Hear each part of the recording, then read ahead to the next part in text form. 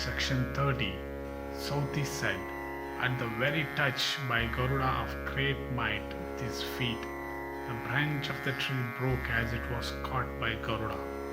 Casting his eyes around in wonder, he saw Valakilya Rishis hanging therefrom with heads downwards and engaged in ascetic penances, reflecting that if that bow fell down, the Rishis would be slain.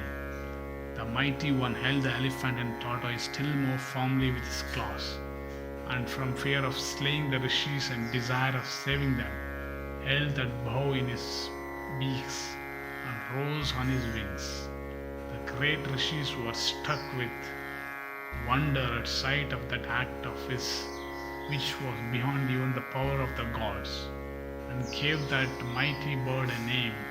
And they said, as this ranger of the skies rises on his wings, bearing a heavy burden, let this foremost of birds, having snakes for his food, be called Garuda, bearer of heavy weight. And shaking the mountains by his wings, Garuda leisurely coursed through the skies. And as he soared with the elephant and the tortoise in his claws, he beheld various regions underneath, desiring as he did to save the Valakiyas. He saw not a spot whereon to sit. At last he went to that foremost of mountains called Gandhamadana. There he saw his father Kashyapa engaged in ascetic devotions.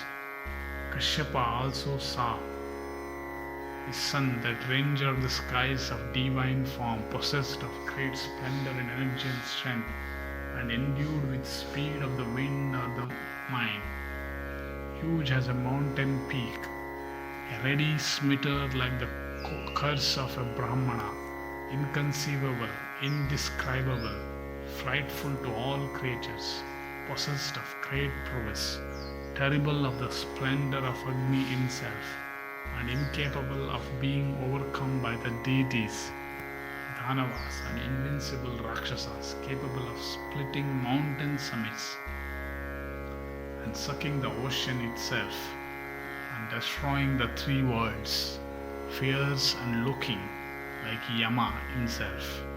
The illustrious Kashyapa, seeing him approach and knowing also his motive, spoke unto him these words.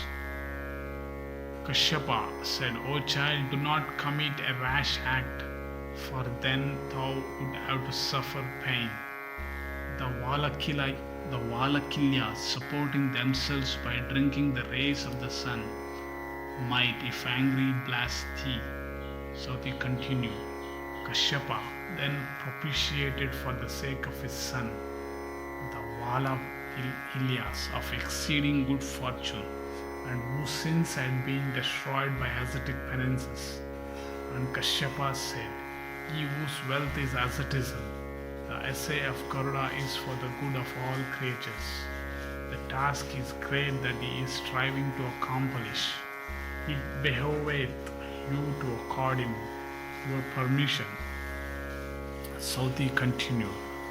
Those ascetics, thus addressed by the illustrious Kashyapa, abandoned that bow and went to the sacred mountain of Imavat for purposes of ascetic penances.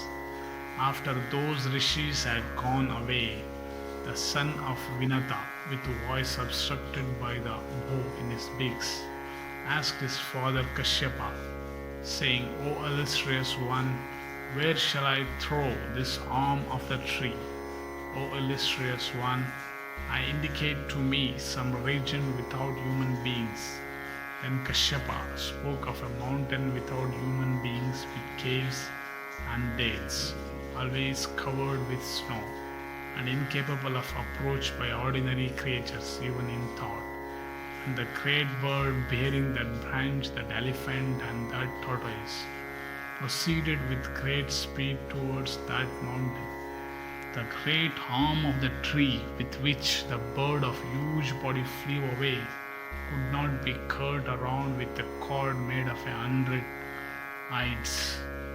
Garuda, the lord of birds, then flew away for hundreds, thousands of yojanas within the shortest of time, and going according to the directions of his father to that mountain almost in a moment. That ranger of the skies let fall the gigantic bow, and it fell with great noise. And that prince of mountains shook, struck with the storm raised by the Garuda's wings, and the trees thereon dropped showers of flowers, and the peaks decked with gems and gold adorning that great mountain itself were loosened and fell down on all sides, and the falling bow struck down numerous trees, which with golden flowers amid dark foliage shone there like clouds charged with lightning, and those trees, bright as gold, falling down upon the ground and dyed with mountain metals, shone as if they were bathed in the rays of the sun. Then that best of birds, Garuda, perching on the summit of that mountain, ate both the elephant and the tortoise, rose on his wings with great speed from the top of mountain summit, and various omens began to appear among the gods, forbidding fear. Indra's favorite thunderbolt blazed up in a fleet. Meteors with flames and smoke loosened from the welkin shot down during the day, and the weapons of the Vasus, the Rudras, the Adityas, the Sadyas, the Maruts, and other gods began to spend their force against one another. Such thing had never happened even during the war between the gods and the Asuras. And the winds blew accompanied with thunder, and meteors fell by thousands, and the sky, though cloudless, roared tremendously. And even he who was God of gods shed showers of blood, and the flowery garlands on the necks of the gods faded, and their prowess suffered diminution, and terrible masses of clouds dropped thick showers of blood, and the dust raised by the winds darkened the splendor of the very coronets of the gods.